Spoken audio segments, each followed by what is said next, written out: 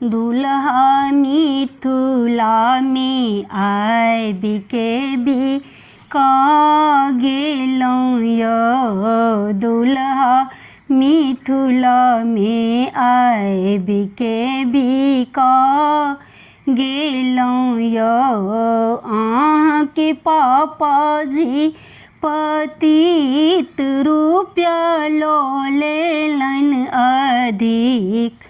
अहाँके पापाजी पतित रुपया लऽ लेलनि अधिक। अहाँके पढ़ा लिखा के बरद बना के बेच लेलक यौ।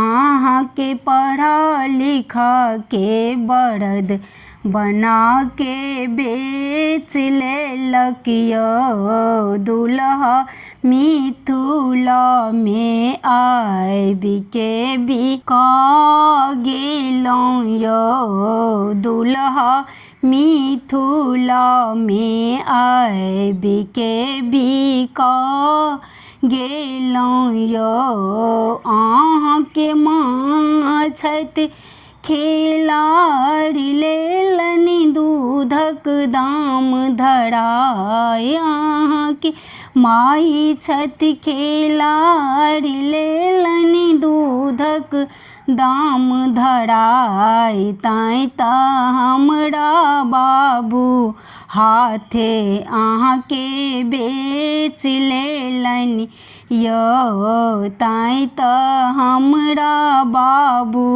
हाथे अहाँके बेच लेलनि यौ। दुल्हा मिथिला में आबि के बिका गेलहुँ यौ। दुल्हा मिथिला में आबि के बिका गेलहुँ यौ। अहाँके बहिनो छथि बदमाश केलनि सबटा पाइ बेईमानी। अहाँके भाई छथि बदमाश केलनि सबटा पाइ बेईमानी। अपना कनिया नाम से बैंक में जमा केलनि यौ। अपना कनिया नाम से बैंक में जमा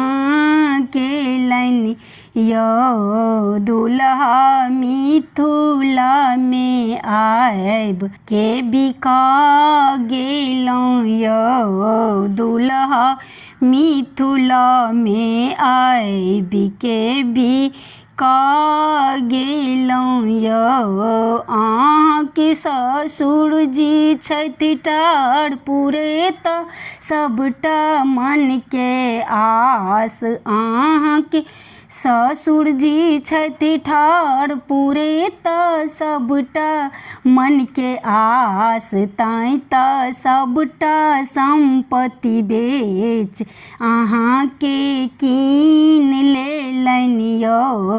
तैं तऽ सबटा संपत्ति बेच अहाँके कीन लेलनि यौ।